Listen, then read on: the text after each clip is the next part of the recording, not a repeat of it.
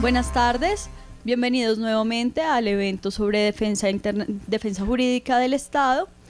En este momento daremos inicio al tercer panel del día. Damos la bienvenida al doctor José Manuel Álvarez. El doctor José Manuel Álvarez es director del programa de posgrado en Derecho Económico Internacional, abogado de la Universidad Externado de Colombia, posgrado en la Universidad de los Andes en Gestión Pública e Instituciones Administrativas, doctor en Derecho, convenio con las universidades Externado, Javeriana y Rosario. Se desempeñó como abogado en la Dirección de Comercio Exterior en Ferreira Asociados, así como en la División Legal y Tributaria de Arthur Andersen y compañía. En el pasado, fue asesor de la Comisión Económica de la Cámara de Representantes, asesor en las negociaciones del TLC con Estados Unidos, del sector privado y de la Alcaldía de Bogotá en temas de derecho internacional, solución de diferencias, competencia, inversión, telecomunicaciones, propiedad intelectual y estrategia general. Además, fue asesor de la Comunidad Andina de Empresas Productoras de Bienes, Servicios, Farmacéuticas y de Telecomunicaciones. Fue integrante de la lista de árbitros propuesta por Colombia para el Tratado de Libre Comercio celebrado con los países del Triángulo del Norte, Centroamérica y asesor de la Secretaría de Desarrollo Económico en la administración e implementación de tratados de libre comercio y acuerdos de protección de inversión para la prevención de disputas de inversión. Hoy en día se desempeña como asesor independiente y en temas regulatorios relacionados con el derecho internacional. Bienvenido. Hay que hacer unas aclaraciones previas. Lo que digo acá lo hago en mi condición de profesor de esta universidad. Nada de lo que diga tiene que ver con mis temas de trabajo en el área profesional, entonces simplemente son las percepciones y opiniones que tengo frente a estos temas y que las tengo desde hace muchos años.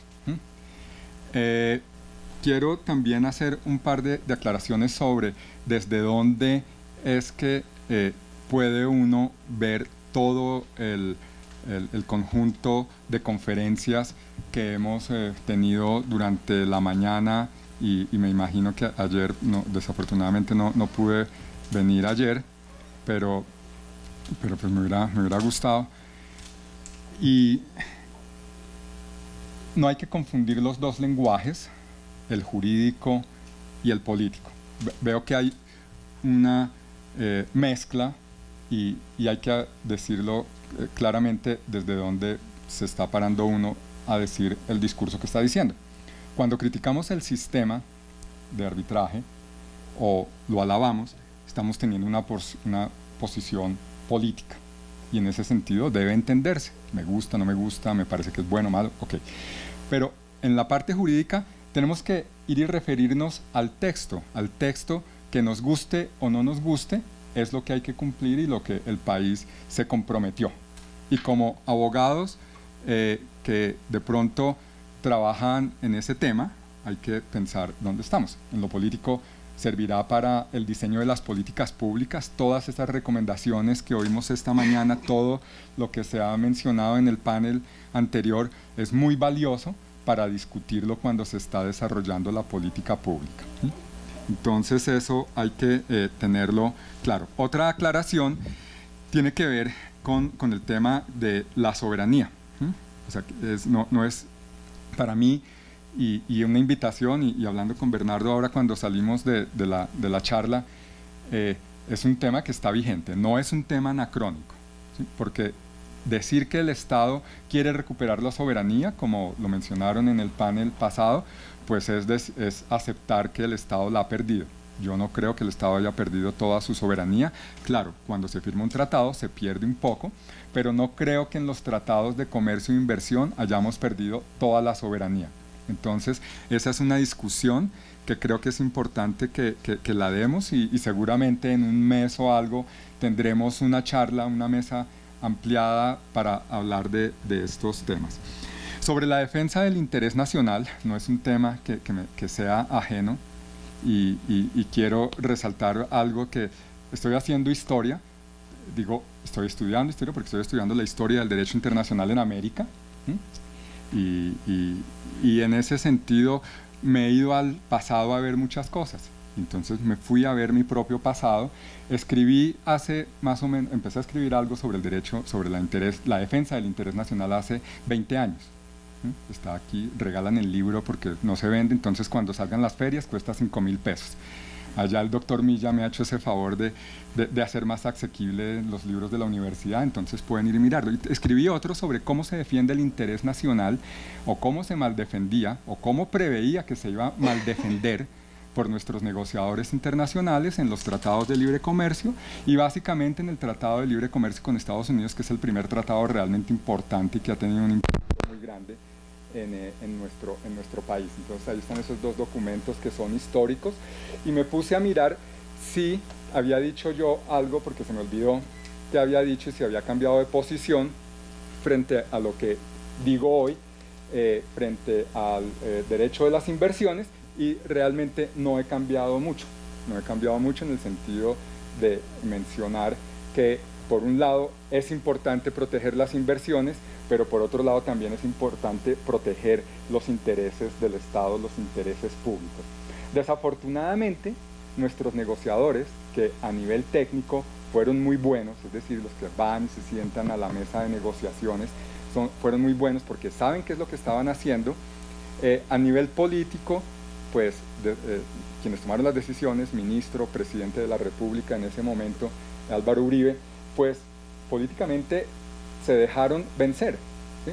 Y se quisieron dejar vencer de pronto en la línea de lo que dice Federico, ¿sí? Que simplemente estaban representando unas clases y unas élites que se beneficiaban con el TLC y decidieron sucumbir ante muchas de las propuestas de los Estados Unidos. Que si celebramos eso, que si esos tratados fueron buenos o malos, por lo menos desde el nivel de punto de vista comercial, creo que fueron mal negociados. La respuesta está en cómo se han venido desempeñando y desarrollando esos tratados a nivel comercial. No hemos ganado mucho. Negociamos con Islandia, yo no sé cómo en el EFTA, no sé cómo nos habrán ido con las exportaciones o importaciones de focas, que es lo único que hay allá. No sé qué les estemos exportando. Hemos negociado con otros países y no han mejorado las exportaciones. El lenguaje es un lenguaje, y aquí la lucha es una lucha contra una ideología, contra una forma de pensar cómo los tratados de libre comercio sirven es para el desarrollo, y ahí yo veo un problema estructural gigantesco, porque cuando veo, hace 2 días estaba en otra conferencia, estaba en Lima, por eso no pude venir ayer, y oía yo a los negociadores peruanos y negociadores mexicanos, hablan igualito que nuestros negociadores. No, vamos a crear unas oportunidades, vamos a crear posibilidades de mejores negocios, es que lo que importa es la eficiencia, vamos a mejorar el Estado de Derecho.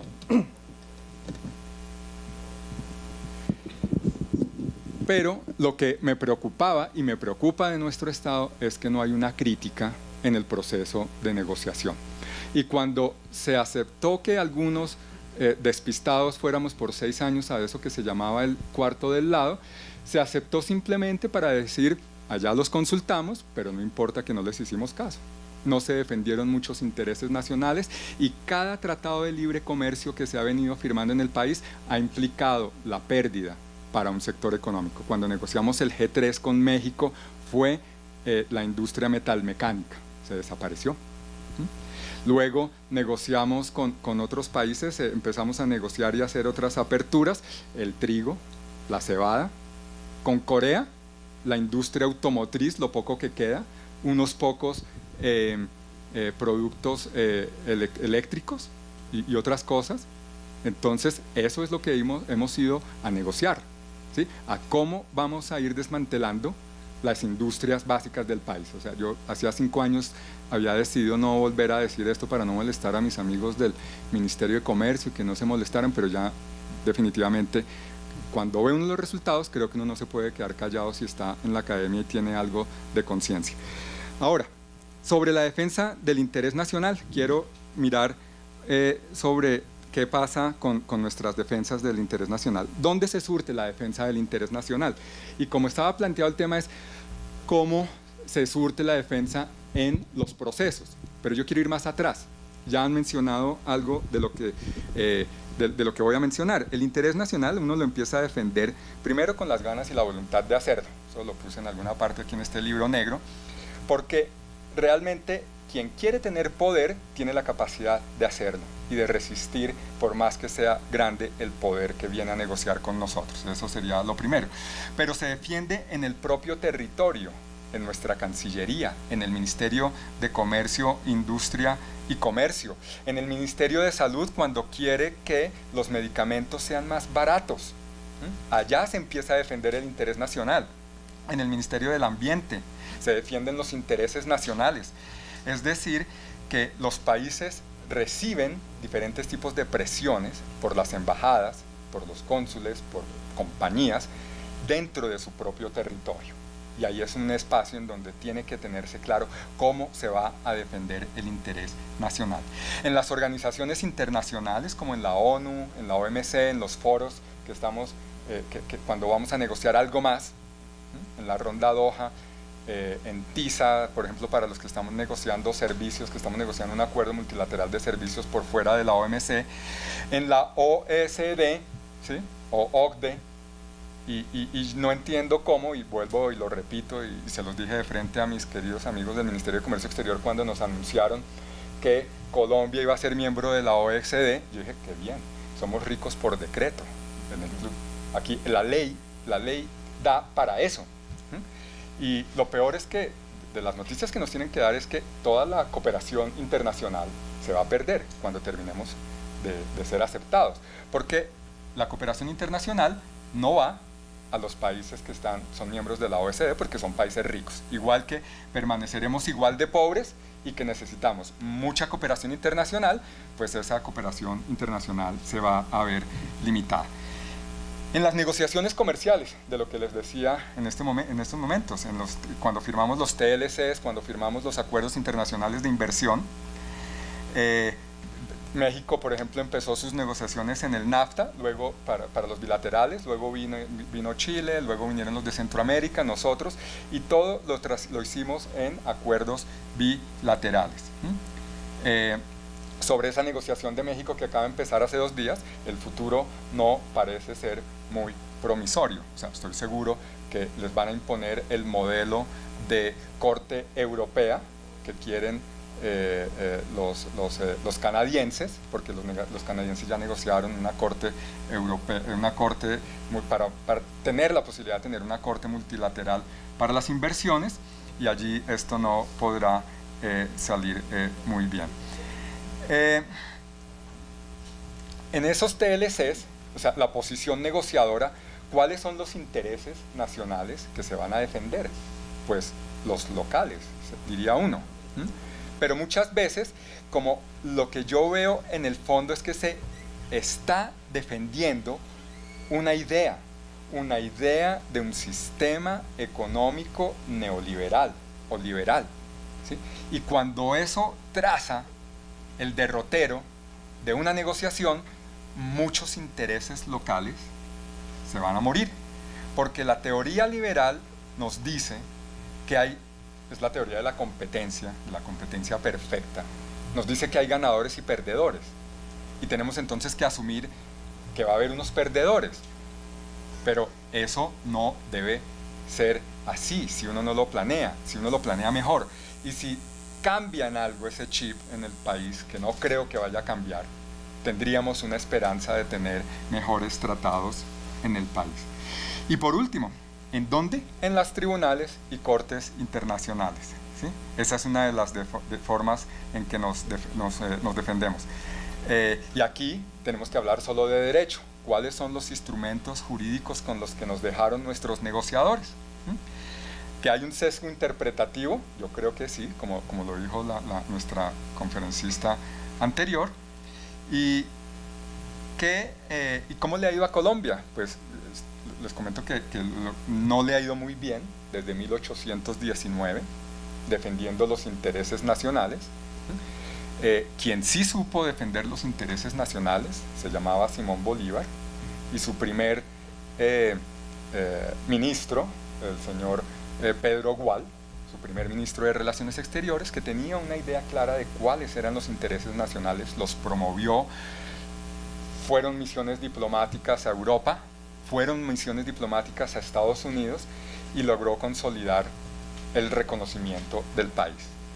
Después de 1826, cuando entra Santander, y no me voy a extender en eso mucho, pero para mencionar simplemente un aspecto, empezaron las presiones de los extranjeros, los cónsules franceses haciéndole reclamos airados a los colombianos.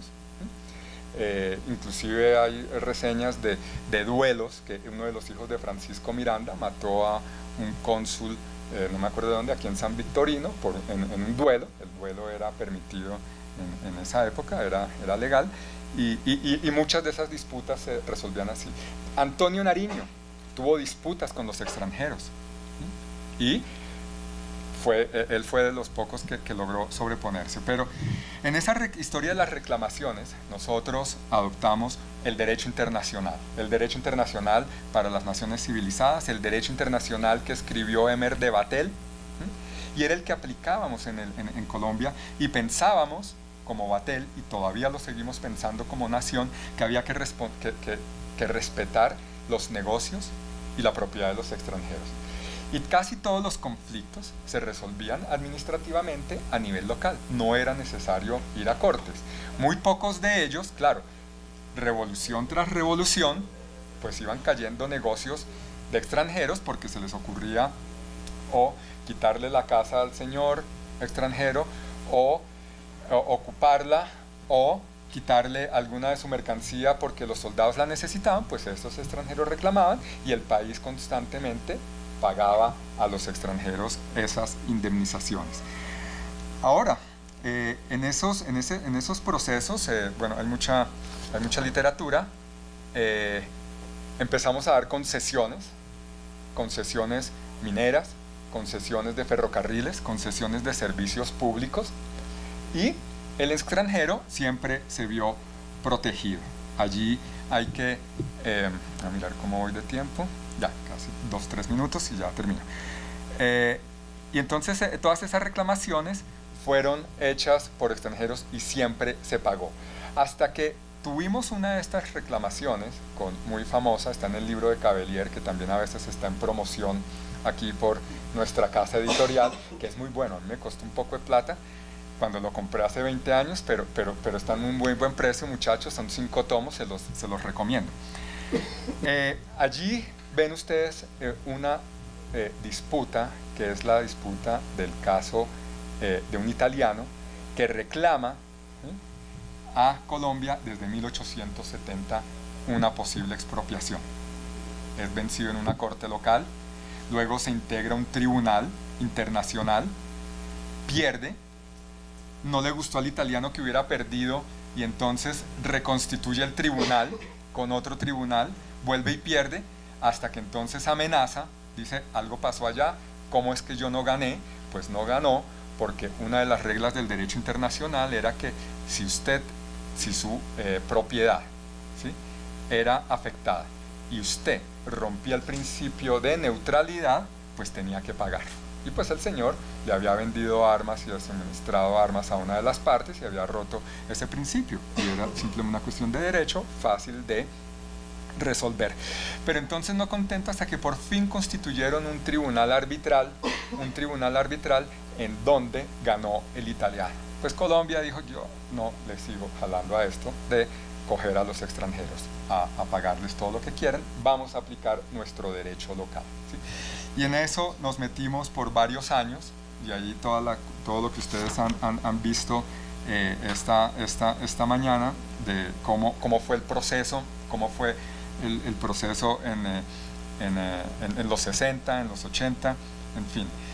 Ahora, el tipo de asuntos que deben enfrentarse en una demanda internacional son procesales, son de fondo, algunos políticos, ¿sí? ¿Qué hacer? Esa es una de las grandes preguntas, pero caso a caso se tiene que resolver, ¿sí? Porque no todos los textos de los tratados son iguales, ¿sí? Una coma, una palabra cambia el sentido, o sea, uno no lo puede creer, pero así es, ¿sí? Y aquí es donde uno dice que definitivamente el Estado no negoció bien estos tratados, porque a pesar de tener una supuesta política de inversión, y tener un supuesto que está en la página del ministerio, un modelo de BID o de Tratado Bilateral de Inversión, no siguió nada de lo que está ahí. Entonces uno dice, si esto es lo que el país quiere como BID y lo que me encuentro que negoció está en otro lado, pues realmente fue un fracaso. No consiguió nada de lo que quería conseguir. Y allí hay un problema que hay que enfrentar. Tanto así que pues con todos los tratados que tenemos, negociados de una manera diferente y con cláusulas de nación más favorecida, pues la administración de los tratados y los riesgos y contingencias de demandas podrán aumentar. Sin negar que el Estado, o sea, aquí no solo son los inversionistas y el tema del sesgo, los Estados se equivocan. Y para eso son los tratados, para disciplinar a los Estados. Y lo que se busca es que los Estados no sean arbitrarios y que mantengan unas reglas de juego, por lo menos mínimas, al inversionista, y que se cumplan tal cual como el inversionista las encontró cuando llegó al país, sin que eso signifique que el Estado ha perdido su capacidad regulatoria, que no la ha perdido. Y con eso yo creo que sería suficiente porque ya me pasé 2 minutos. Muchas gracias.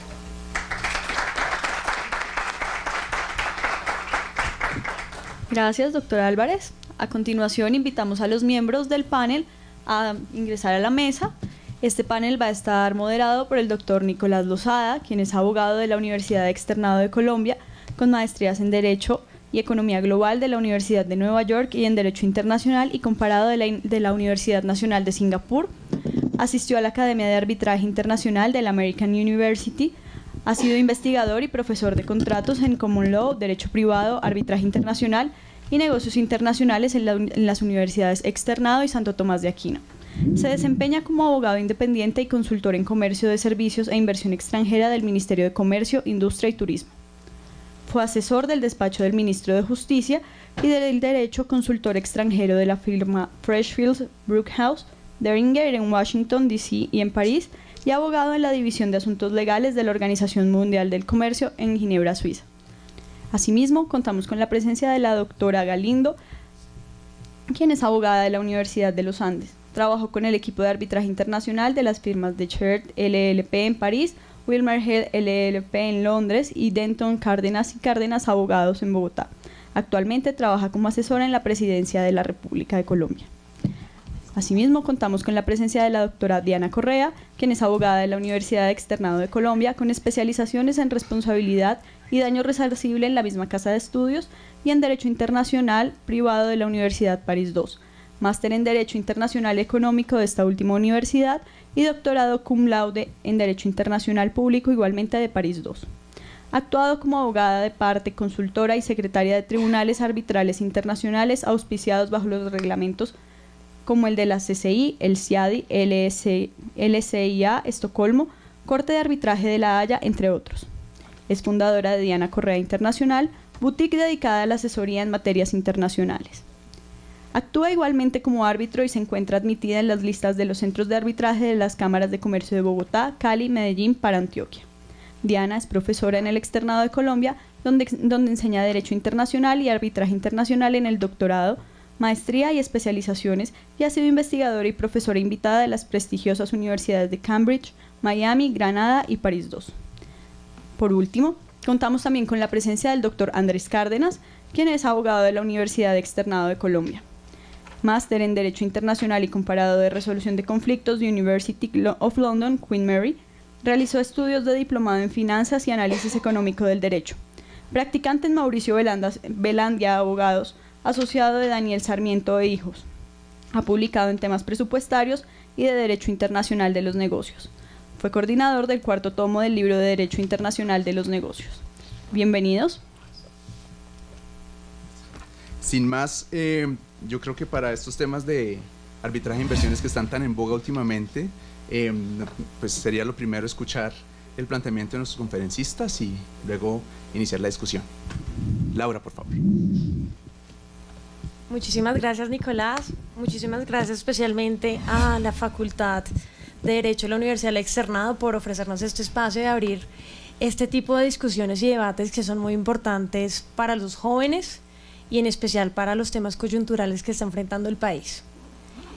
Mi tema se va a basar sobre las demandas de reconvención en el arbitraje de inversión, y también voy a tocar un poco esa línea que hay entre los derechos humanos como un régimen y el arbitraje de inversión. Voy a tocar 3 casos. El primero es Philip Morris versus Uruguay, el segundo caso es el de Urbaser versus Argentina, y el tercer caso es el de Burlington versus Ecuador. Y estos 3 casos los seleccioné porque en el primero de los dos, si tenemos como un diagrama de Venn, no sé si recuerdan los diagramas, uno puede mirar el de Philip Morris y contrastarlo con el de Urbaser, porque en los dos tocan temas de derechos humanos. Sin embargo, en el de Burlington y contra Ecuador y el de Urbaser contra Argentina, ahí no es tan claro el tema de derechos humanos, si bien hay unos temas medioambientales en Burlington, como vamos a ver, ahí el diagrama de Venn se une por el tema de las demandas de reconvención. Entonces, este es el enlace que voy a hacer en estos 3 casos. El primer caso lo voy a repasar brevemente, me voy a saltar como los detalles del caso porque sé que ha sido muy comentado.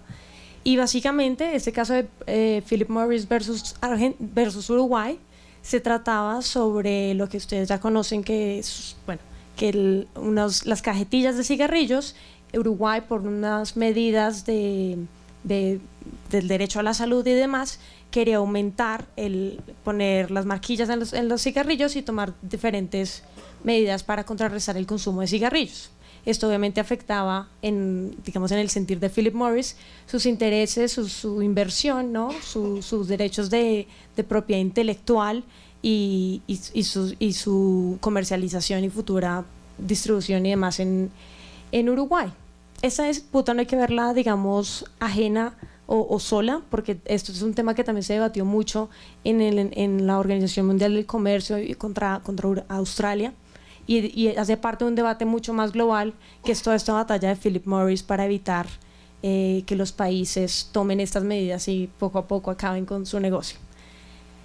Esta disputa tenía un tema muy particular, y es que aquí una de las defensas de Uruguay, básicamente de su estrategia jurídica en ese caso, fue acudir a un tratado que tocaba el tema del derecho a la salud como un derecho, como una obligación del Estado, y justificaba su conducta de regular y afectar la inversión de Philip Morris por decirle al tribunal, y su estrategia se basó en eso, es decir, yo estoy simplemente ejerciendo mi soberanía y demás, pero esto lo hago en el marco de un derecho, de mi derecho y, digamos, atributo para regular a mis ciudadanos, para regular lo que pasa en mi país. Se basó mucho y acudió mucho a este principio del poder regulatorio del Estado. Finalmente, el tribunal en este caso tuvo algo muy interesante y era contrarrestar, balancear este tema de los derechos humanos con la protección y el derecho del inversionista. Y aquí el tribunal no solamente, digamos, para justificar su raciocinio en el caso, acudió a un principio general porque el derecho aplicable en ese caso, pues el tratado, pero adicional en el tratado había una cláusula que decía, o también todos los otros principios de derecho internacional.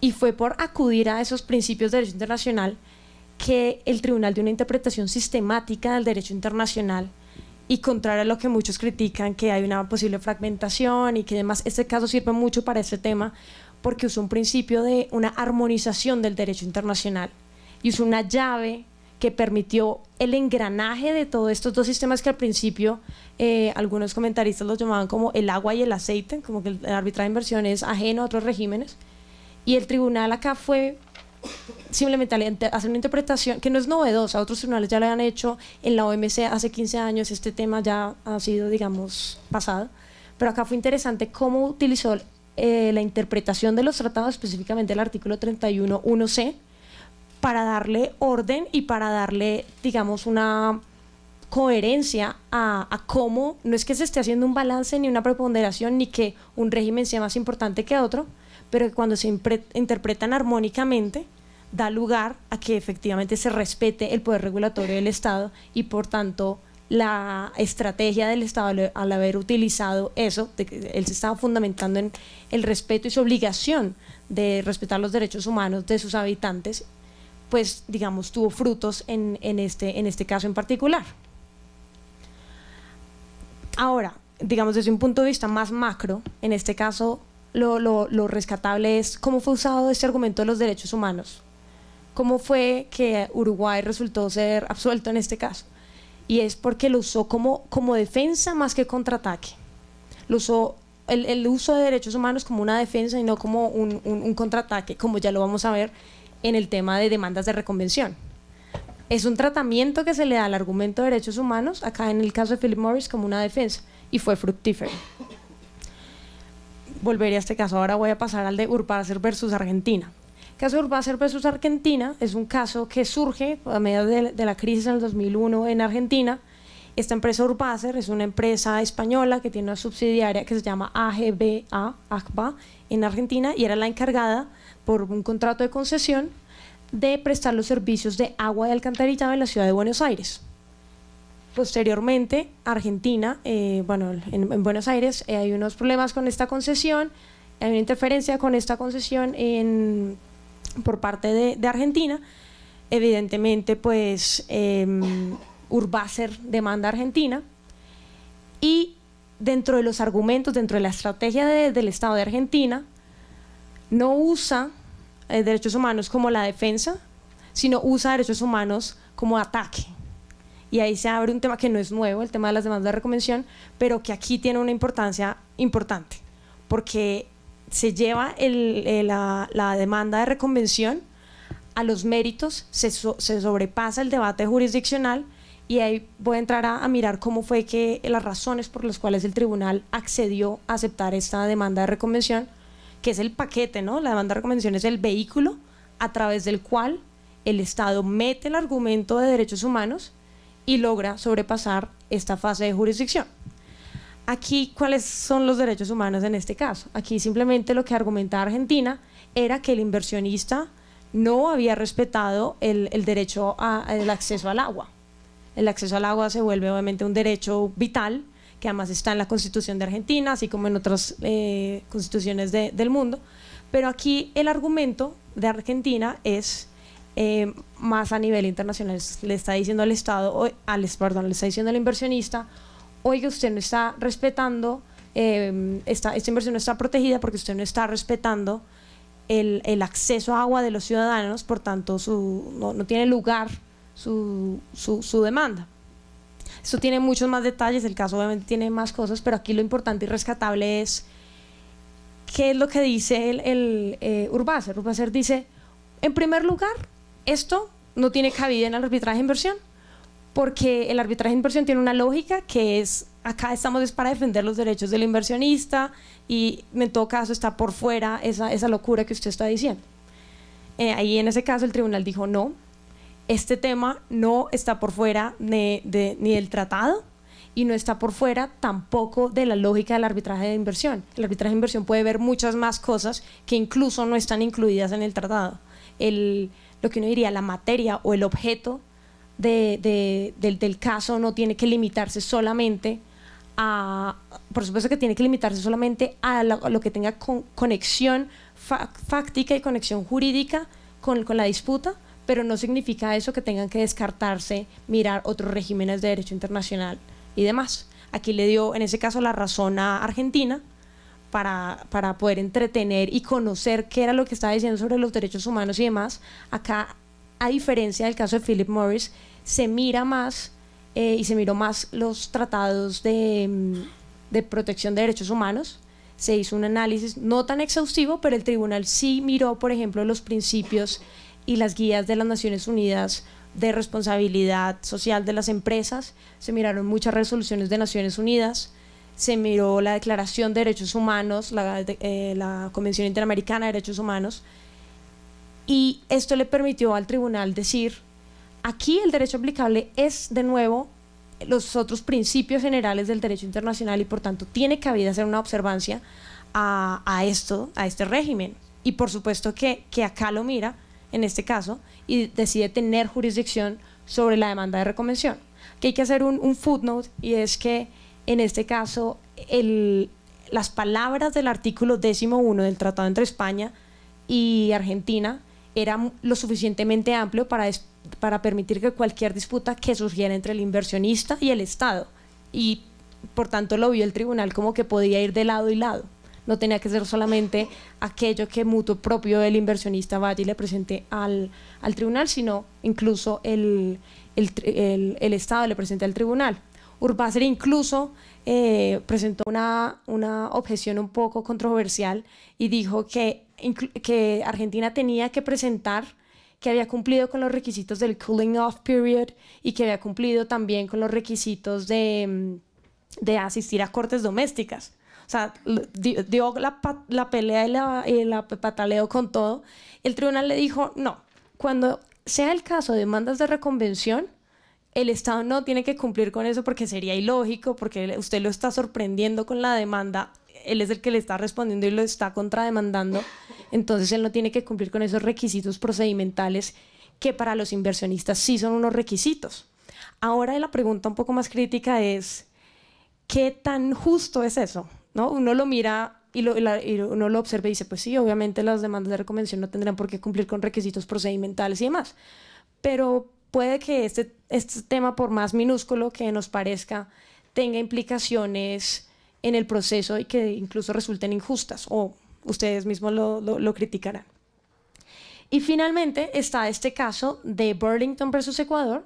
Acá también hago un footnote de diferenciación de este caso, y es que en este caso había un preacuerdo entre las partes de que efectivamente Ecuador iba a presentar una demanda de reconvención, a lo cual el inversionista no se opuso, firmaron un acuerdo, entonces ahí el tema, la puerta jurisdiccional no había conflicto sobre eso, el tema se llevó directamente a los méritos. Y en este caso no usó, digamos, o sea, usó el vehículo de las demandas de reconvención y demandó en reconvención a Ecuador, pero no usó los derechos humanos propiamente como sí lo hizo Argentina. En este caso, lo que llevó la estrategia del Estado fue a que lograra exitosamente reducir los daños en este caso. ¿Qué fue lo que dijo Ecuador? Ecuador dijo, aquí usted, mientras estaba explotando petróleo en los bloques 7 y 21, Burlington hizo una gran afectación medioambiental y por tanto pues tiene que pagar a la comunidad por los daños medioambientales que ha ocasionado, y también un tema pequeño de casi 2.5 millones de dólares en temas de infraestructura y construcción de este tema de la explotación del petróleo. Digamos, conclusión, aquí le dio la razón el tribunal a Ecuador, parcialmente, no fue todo lo que pedía Ecuador, pero sí fue una disminución un poco importante para este caso. Finalmente el auto salió por un poco más de 350 millones de dólares. Y lo importante aquí es ver la estrategia de los estados en Latinoamérica. En estos casos, Uruguay, Argentina, Ecuador, están siendo un poco más dinámicos en acceder a diferentes estrategias jurídicas en sus casos, no solamente en términos sustanciales, acudir a argumentos de derechos humanos y demás, un poco más sustanciados ahora, pero también a estrategias procedimentales, usar el vehículo ahora de las demandas de reconvención, siempre y cuando obviamente lo permita el tratado, y ser un poco más activos en ese ataque y también defensa de sus intereses. Y con esto los dejo para que ojalá haya generado más dudas que conclusiones. Pero bueno. Muchas gracias, Laura. En verdad, muy interesante tu tema. Yo creo que, y antes de que habláramos con Diana, a mí me surgió una duda, y es que tú mencionaste defensa y ataque, utilizar argumentos como defensa y como ataque. Y entiendo que el ataque sería la reconvención, la defensa son como todas estas alegaciones que hacen en estos arbitrajes de inversión. ¿Tú cuál crees que sea más efectivo? Entre otras porque el ataque tiene problemas jurisdiccionales. Sí, Nicolás. Yo creo que todo depende de ante qué caso estemos, como todos, ¿no? Típica respuesta abogada. pero yo sí creo que cuando tenemos la posibilidad de ir a mirar si tenemos un caso, ¿no? Como que si el Estado mismo tiene un caso fuerte, ¿no? Para ir a defenderse, como es cosas como que aluden a principios tan básicos que a los ojos de cualquier persona, no un tribunal súper experimentado, sino a los ojos de la conciencia de la ciudadanía global, son cosas que irritan demasiado. Yo creo que el Estado tiene un gran caso para mirar y poder, ya que estos casos permiten y están dando luces de que los derechos humanos pueden ser una puerta para eso. Obviamente, como todo, hay que mirar que su uso y abuso, ¿no? El uso y abuso del argumento de derechos humanos para las estrategias del Estado. Si el Estado tiene un caso fuerte donde cree que en verdad, como desde el inicio, es ridículo que el inversionista me traiga este caso, como, no sé, se me acaba de ocurrir Odebrecht demandando a Perú, por ejemplo. Yo no obviamente sé lo que dicen las noticias, pero para ponerlo así como en ejemplo, a mí me parece que Perú tendría un caso muy fuerte ahí, porque es que hay una admisibilidad de culpa por parte del inversionista. Ya hay temas tan fuertes y tan obvios como la corrupción que para argumentos yo creo que uno podría evacuar esos casos y nadie puede beneficiarse, digamos, de su propio daño que ha causado y de su propia culpa. Entonces, si el Estado es consciente del caso que tiene, yo le sugiero ataque. Y ya hay puertas para hacerlo y vehículos para hacerlo y sustanciarlo. Y si no, pues siempre hay que defenderse. Gracias, Laura. Entonces ahora vamos a hablar de un tema súper interesante y que creo que está íntimamente conectado con lo que acaba de decir Laura, y es la estabilidad jurídica como defensa. Y en el planteamiento de tu presentación, Diana, tú hablabas de la diferencia entre el cambio normativo o su relación, porque pusiste como un versus estabilidad jurídica. Entonces me gustaría oír cómo lo ves. Muchas gracias, Nicolás. Buenas tardes a todos. Yo suelo comenzar mis presentaciones, sobre todo los viernes en la tarde, con una broma, porque es cierto, últimamente no hago sino conferencias los viernes y créanme que los viernes es viernes y el cuerpo lo sabe. Esto lo repito y ya Laura me escuchó la broma en Medellín la semana pasada, pero bueno, hoy no quiero comenzar con la broma. Hoy sí no lo hemos hecho, sí quisiera pedir un minuto de silencio por los muertos de Barcelona y por los muertos de esta guerra atroz, tanto los pakistaníes como los sirios, los franceses, los belgas. Creo que es terrible. Entonces, sí quiero que nos tomemos un minuto, si no lo hemos hecho, para honrar a estas personas y a estas víctimas que pudiéramos ser nosotros.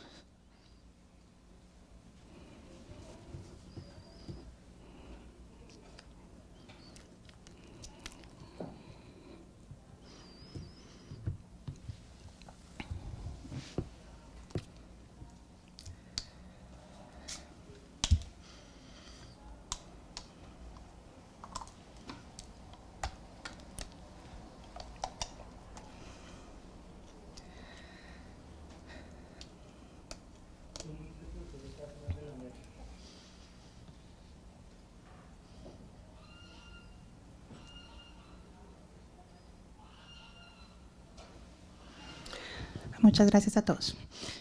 Seguramente no es el minuto, pero sí es algo muy sentido que quiero que todos llevemos en nuestros corazones y quiero compartir con ustedes una primera reflexión. Es que esta monstruosa guerra la vivimos también a diario en nuestras familias, con nuestros colegas de trabajo, entre amigos, estudiantes. Y de verdad que la vida es corta, eso lo repite todo el mundo, es una frase de cajón, pero a todos se nos olvida. Entonces tratemos de limar asperezas entre nosotros mismos para que así a grande escala los efectos se vean muy pronto. Vamos entonces a hablar de la estabilidad jurídica, que no es menos pacífica que la estabilidad política o de las otras estabilidades económicas de las que podríamos imaginar. Y efectivamente he escogido este tema porque es una defensa de fondo. Ustedes, como lo habrán escuchado seguramente a través del día de hoy, las defensas de los estados pueden ser de mucho tipo. Ya José Manuel lo decía hace un rato, jurisdiccionales, y aún así dentro de jurisdiccionales hay una confusión algunos, cuando yo he escuchado en estos foros, entre lo que es la jurisdicción y la admisibilidad de la demanda, porque ese es otro tipo de defensa. También están las defensas de fondo, que es lo que yo voy a tratar hoy en día, y están también las defensas o ataques de los que nos hablaba Laura sobre las contrademandas. Los estados tienen, por fortuna, entonces, muchos medios de defenderse, algunos más afortunados que otros, y bueno. También le puse a mi título, no sé si Nicolás lo habrá notado, algo sobre la Torre de Babel. ¿Y por qué hablo de la torre y por qué lo pongo en términos opuestos, estabilidad jurídica versus cambios normativos? Dentro de la Torre de Babel, que es este derecho internacional de las inversiones. Porque básicamente ante los 3.500 tratados o más que tenemos de esta red masiva de tratados bilaterales y de tratados de libre comercio con capítulo de inversión, cada uno es un lenguaje diferente. Ustedes los ven y todos tienen algo en común. Todos conservan una estructura común, unas cláusulas sustanciales comunes, pero finalmente una coma, y créanme que yo he estado en algunos de esos casos de comas, precisamente entre Rusia y Turquía, un caso muy, muy apasionante de esos, una coma hace la diferencia. ¿Y qué hace la diferencia también? No solo los tratados, sino la forma como los litiguen los abogados. Los abogados tienen formas de litigio diferentes y esto hace que un tribunal pueda tomar una decisión en un sentido o en el otro. Entonces el tribunal nunca está muy libre de decidir, él siempre está atado a lo que diga su tratado porque es ahí donde encuentra la base de su jurisdicción, pero también de lo que las partes en litigio le van a suministrar. Porque no olvidemos que de todas maneras, por más arbitraje de inversión que sea, esto es finalmente arbitraje internacional y el arbitraje no deja de ser que un mandato a unos particulares para que decidan un caso particular. Entonces, en este sentido, estamos hablando de una Torre de Babel. Esto también hace que no podamos hablar de jurisprudencia en un sentido exacto. Yo sé que hay una tendencia, muchos quisieran ver algún día en este caos y en esta Torre de Babel, la gente quisiera ver, estamos yo inclusive deseosa de algún día ver cierta coherencia en el sistema. Pero lo cierto es que no lo hay. Y lo cierto es que no podemos perseguir eso hasta el momento porque cada caso es diferente, las circunstancias y los fundamentos, los tribunales, todo es diferente. Habiendo dicho esto, basaré entonces mi exposición en los 10 minutos que me deben quedar, creo, ¿sí? Sobre esta famosa defensa de la estabilidad jurídica. ¿Y por qué la he escogido? La estabilidad jurídica ha sido mi novia, y creo que ese es mi lado lesbiano, por muchos, muchos años, muchísimos. De hecho, fue mi tesis doctoral en París, y finalmente no me puedo desatar de ella, y por más que quiera, no lo logro, y creo que nunca lo lograré, porque si ustedes se dan cuenta, este contencioso Estado inversionista siempre, de una u otra manera, va a mostrar esa ambivalencia.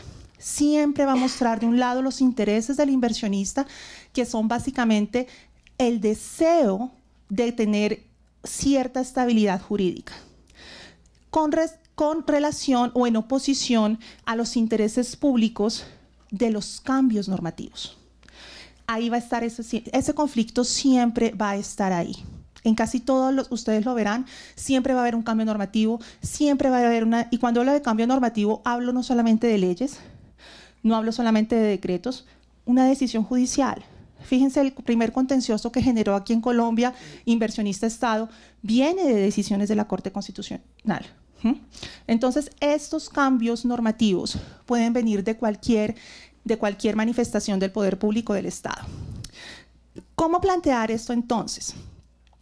Yo entiendo que la cosa en esta Torre de Babel, lo repito, y las exposiciones que estoy aquí haciendo son pura y llanamente académicas, pues porque ustedes saben que eventualmente uno puede hacer cosas también como abogado en estos casos y pues el discurso puede ser diferente, pero académicamente hablando, uno siempre tiene un deseo de tratar de presentar ciertas líneas, ciertas tendencias.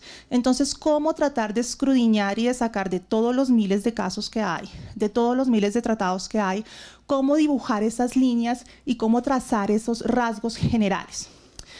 Yo propongo que en una primera parte miremos entonces todo lo que tiene que ver con... la foto me distrae.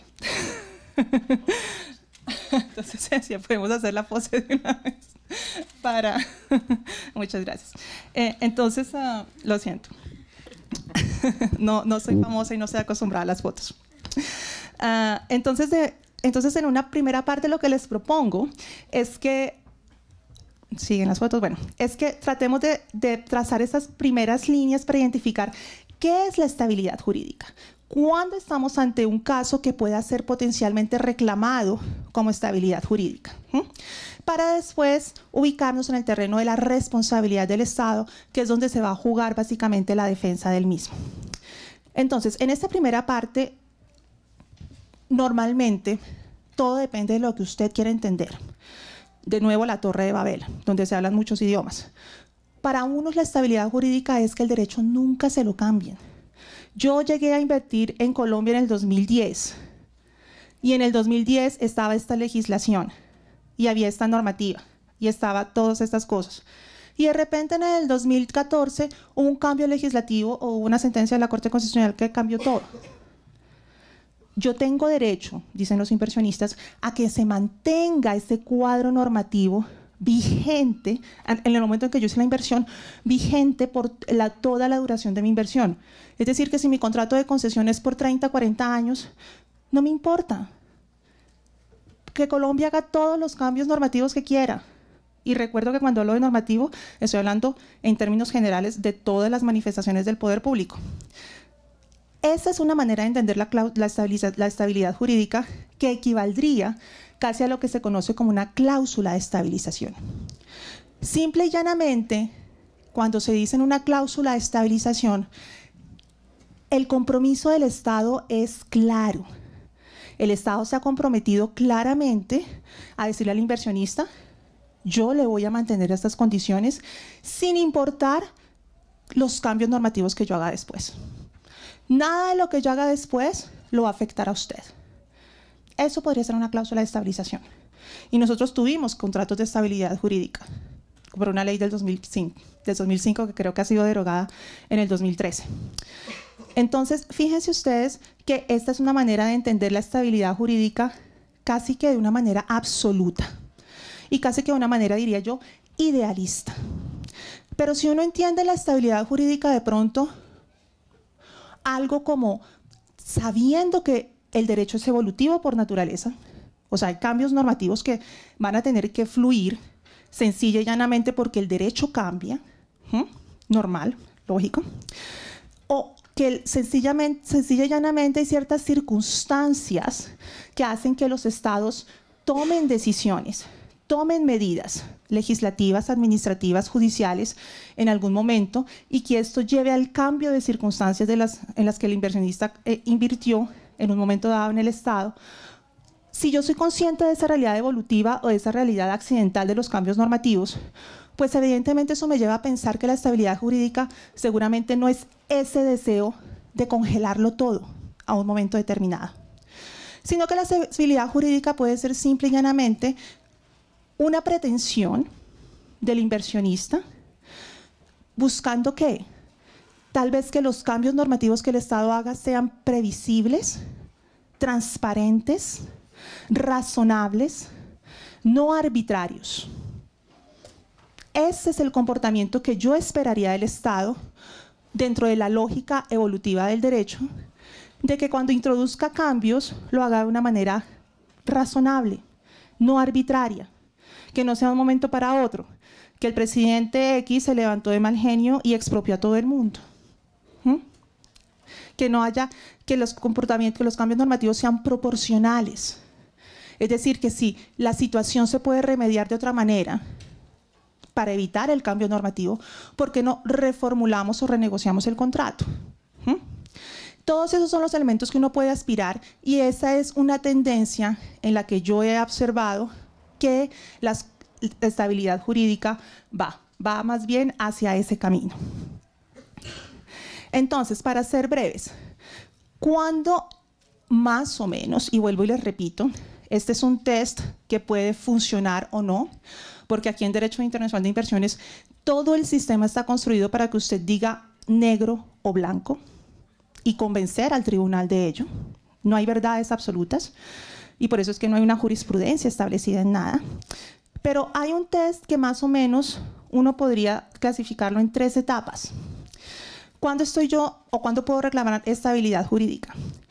Cuando el Estado me ha otorgado una promesa o ha hecho una manifestación, una promesa clara y cierta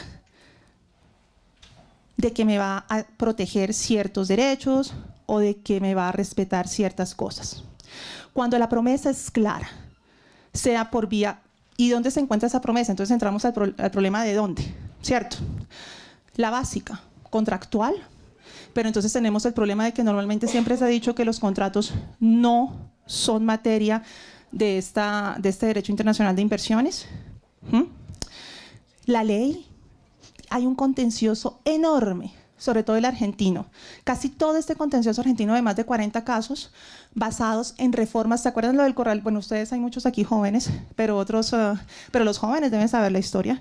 Y ahí sí estoy de acuerdo con José Manuel en que hagamos historia. Y los que no somos ya tan jóvenes, nos recordaremos esa crisis argentina de comienzos de los años 2000, de este siglo, que ya ni me acuerdo cuál es, pero lo importante es que en esa crisis Argentina tenía todo, antes de la crisis obviamente, Argentina era un estado que ya había hecho crisis. Los inversionistas lo sabían. Era un estado arriesgado. No era la primera crisis, tal vez la más fuerte, pero no era la primera crisis. Reformula todo su sistema financiero, jurídico, de modo tal, y firma todos los tratados de inversión, de modo tal que llama esa inversión. Llegan los inversionistas y Argentina hace una crisis, que algunos años después. ¿Y qué hace Argentina? Como todos los estados normalmente, legisla, toma medidas, el corralito, todas esas cosas que ustedes se acuerdan, o que sus abuelos les hayan contado. En ese sentido, las leyes argentinas, por muchos tribunales, en la época, fueron consideradas como, escúchenme bien, promesas del Estado. Promesas, háganme el favor, leyes generales, códigos. No hay nada para mí más impresionante que ver en una ley general una promesa específica. Yo todavía no puedo entender eso, pero créanme que hay muchos tribunales que sí lo vieron y así lo decidieron, otros que no. También lo encontramos en contratos, en leyes, en los mismos tratados. Los mismos tratados pueden tener disposiciones. Fíjense ustedes que uno de los primeros casos donde se habló tal cual de estabilidad jurídica fue el caso de la OXI contra Ecuador en el 2004. Y figúrense que la famosa estabilidad jurídica se encontraba ni siquiera en una obligación del tratado mismo, sino que se encontraba en el preámbulo. El preámbulo del tratado, para los que sean muy expertos en internacional aquí sabrán que los preámbulos normalmente no tienen un contenido obligatorio. ¿Me pasé? ¿Me regalan 2 minutos? No, ¿sí? Gracias, Andrés. Pero fíjense ustedes que hasta ahí han llegado a encontrar estas cláusulas. Finalmente, en la segunda etapa hay que probar que el inversionista confió en esa promesa. No basta simplemente con encontrarla en algún lugar, pero también es necesario probar que el inversionista probó. Porque es que si el inversionista llevaba 10 años en Colombia y de repente la legislación cambia y le es más favorable y va a decir después que los motivos que lo trajeron a él a invertir en Colombia fue precisamente esa legislación. Pero señor, usted ya lleva 10 años en Colombia. ¿Sí me hago entender? El inversionista debe probar que esa legislación, que esa normativa fue la que lo invitó, fue la que él hizo su negocio, él lo imaginó todo y dijo, yo aquí vengo a invertir, porque estas son condiciones que a mí me sirven. Entonces el inversionista debe probar eso. Y tercero, que además esa confianza que le generó todo ese régimen jurídico estable para los ojos del inversionista en la época en la que hizo su inversión es razonable. Es decir, que es una confianza fundada en la razón, que es lo que algunos llaman legítimo. Es decir, que uno se espera como inversionista que esa legislación pueda permanecer en el tiempo, que esa normativa pueda permanecer. Por cuestiones de tiempo, me perdonarán, pero creo que la parte de la responsabilidad la vamos a dejar para las preguntas.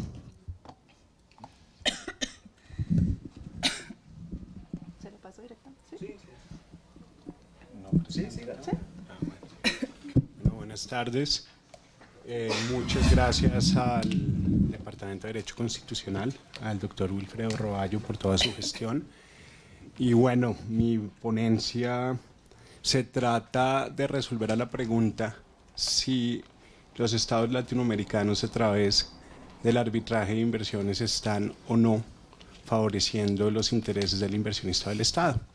Entonces, por eso voy a referirme primero a un panorama latinoamericano para entrelazarlo con otras tendencias que se están dando en otras latitudes y así llegar a concluir que proyectos como el de solución de controversias de la UNASUR toma un nuevo auge y que asimismo el reciente Tratado Bilateral de Inversiones Modelo, publicado por el gobierno colombiano, toma todas estas tendencias y digamos que da una respuesta y empieza a inclinar la balanza a la pregunta que nos proponemos. Entonces, desde ese punto de vista, uno piensa en los tratados bilaterales de inversión y esto, haciendo historia de nuevo, arranca realmente por allá en el siglo XVIII, cuando el Reino Unido le gana la batalla conquistadora a España, a Portugal, en América, cuando se da cuenta que realmente la conquista no es a través de las armas, sino es a través de los tratados internacionales. Y entonces tenemos el antecedente de los acuerdos de amistad, comercio y navegación. Esto no es nuevo en el derecho internacional público, que los tratados se han usado realmente como una posición de fuerza. Si ustedes ven el derecho del mar, poco cuando se empieza a descolonizar el mundo, empiezan estos conceptos de territorialidad sobre el mar y sobre el mar abierto, justamente para las potencias retener una fuente de riqueza. Y entonces, digamos que empieza acá en el siglo XVIII, pero por allá en el 59, por primera vez, estos acuerdos de amistad, comercio y navegación mudan a una forma específica que ya contiene un sistema de solución de diferencias. Y más adelante, en el 65, los estados en Washington se congregan y sale el Centro de Arreglos de Diferencias Relativos a Inversiones CIADI. En el 66 entra en vigencia y vamos a ver que el sistema realmente se empieza a probar en los 90, cuando empieza la proliferación de estos casos a una proporción más o menos de 2 anuales, se saltó rápidamente a 50 casos anuales y esto nos ubica hoy en día acá. ¿Y qué ha hecho Latinoamérica a este respecto? Vienen las críticas, ustedes lo pudieron ver en las palabras de Diana. Diana nos comenta sobre que no hay una jurisprudencia, que los tribunales al ser arbitraje por supuesto que están enmarcados en el mandato que le dieron las partes, y esto lleva una serie de críticas y hace que Latinoamérica responda. Ya comentó también Diana el caso de Argentina. En el caso de Argentina pues había un estado de necesidad evidente, no todos los tribunales lo vieron. ¿Qué pasó? El Estado fomentó ese estado de necesidad porque había una ley de convertibilidad que dio una paridad con el dólar y no lo quiso anclar al índice de precios del consumidor argentino, sino al índice estadounidense, y cuando ya tuvo que volver al peso argentino, pues ya habían unas concesiones hechas a varios inversionistas y el Estado argentino tuvo que responder en varias oportunidades, pero asimismo ha sido exitoso porque fue el primero y hasta ahora el único Estado que estatuyó su propio equipo de defensa.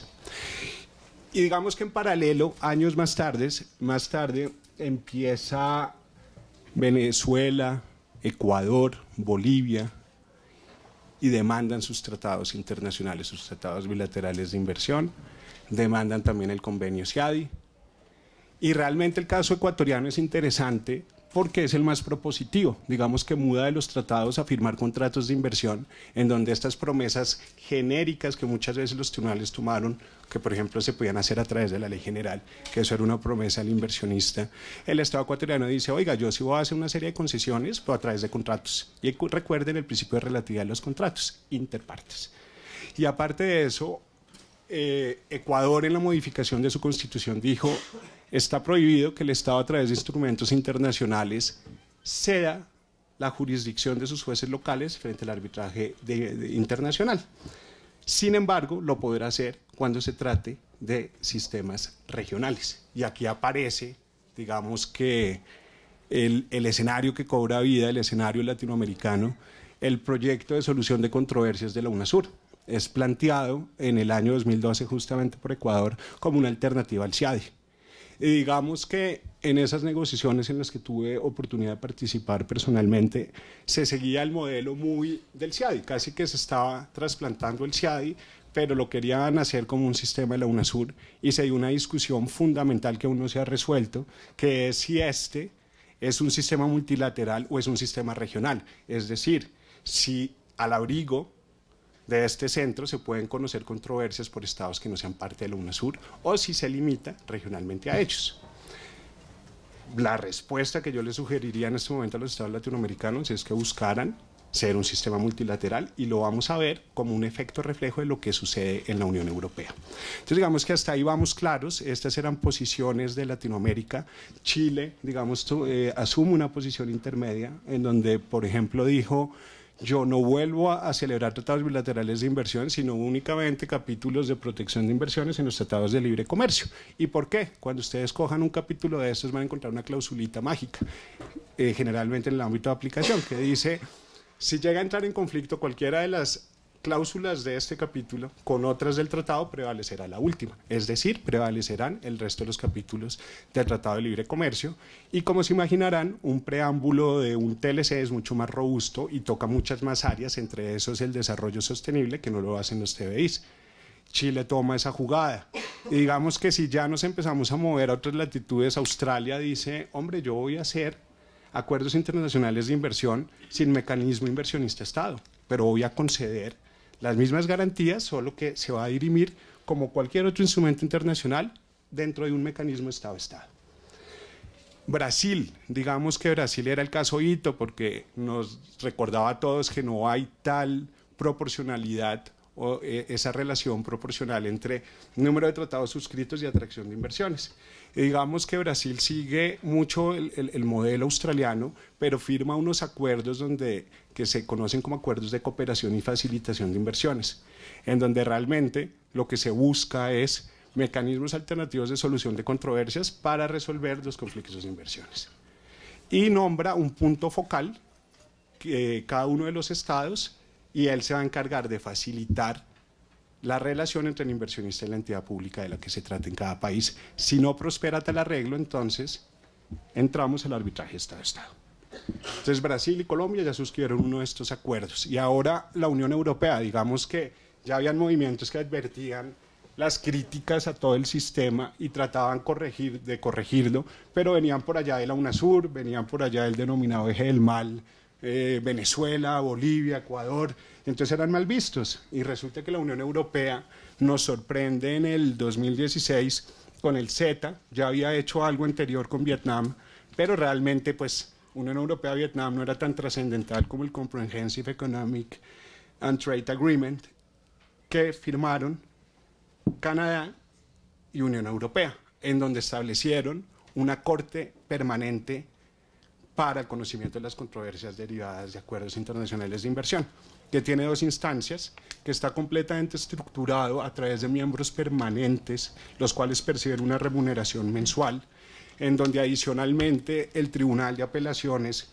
puede conocer del fondo de los laudos de la primera instancia, porque puede conocer justamente de la indebida interpretación de la ley, puede conocer también de la indebida interpretación de los hechos, incluyendo la Ley Nacional del Estado Receptor, y adicionalmente puede conocer por cualquiera de las causales del artículo 52 del Convenio CIADI sobre anulación.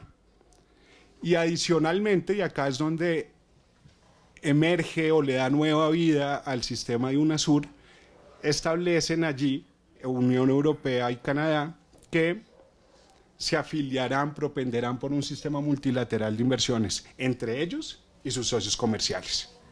Y entonces aquí es cuando ya entramos a un escenario muy indicativo. En la UNASUR siguen las discusiones y resulta que se temía que con esto se estuviera o derogando o estuviéramos siendo parias del CIADI. Y fíjense que todo lo contrario, porque el CETA justamente utiliza el CIADI como un soporte administrativo. Le dice: hombre, usted va a llevar la Secretaría a los tribunales, usted va a administrar la cuenta bancaria a través de la cual se le pague mensualmente a los miembros permanentes del tribunal. Y las tarifas de honorarios se van a regir por sus instrumentos administrativos y financieros, los del CIADI. Es decir, lo hizo compatible completamente. El CETA fue ratificado por la Unión Europea en febrero de este año y se está a la espera de la ratificación de Canadá. Entonces, esto en el marco de la UNASUR, ¿qué nos dice? Vea, primero, no somos parias. Segundo, hay una voz, y una voz de los exportadores e importadores de capital más importantes del mundo, que están buscando la multilateralidad, y aun cuando en ninguno de los tratados que existen entre Canadá, Unión Europea y países latinoamericanos existe una cláusula semejante de propensión hacia un sistema multilateral, resulta que al haberlo consignado ya en ese tratado, Unión Europea y Canadá ya dijeron internacionalmente que van sobre esa vía. En cambio, entre los estados latinoamericanos, y concretamente que recuerde el Tratado Bilateral de Inversiones Colombia-Perú, el TLC Colombia-Chile, consagra esa propensión hacia la multilateralidad. Es decir, que hay las posibilidades de coordinarlo.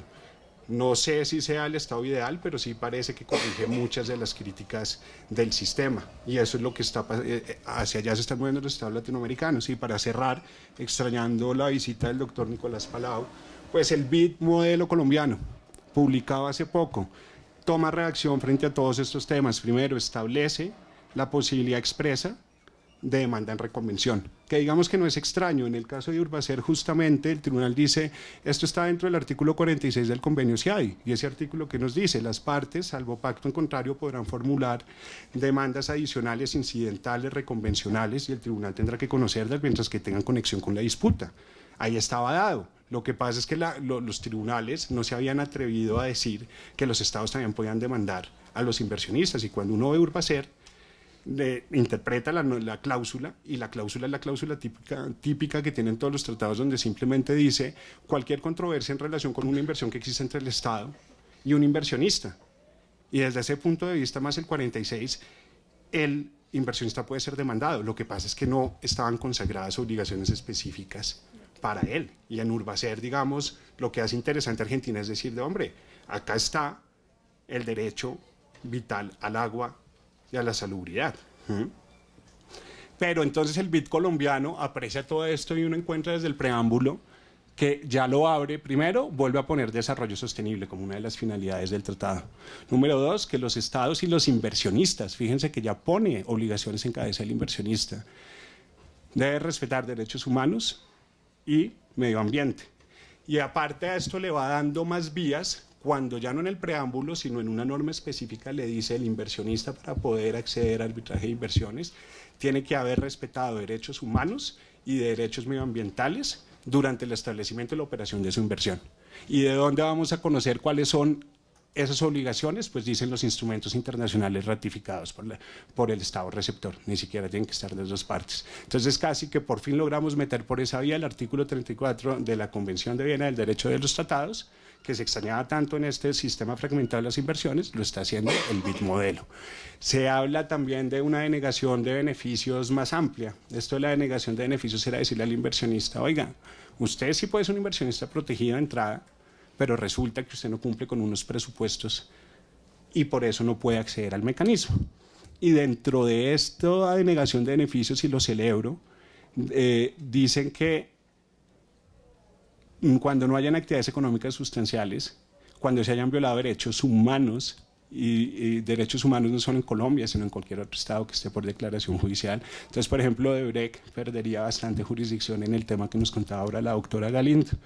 Y para cerrar sobre el BID modelo, las excepciones generales. Digamos que esto es una importación que se había hecho de la OMC a los acuerdos internacionales de inversión, pero Colombia sumó ya a las conocidas, porque era un trasplante del GATT, del artículo 20 del GATT,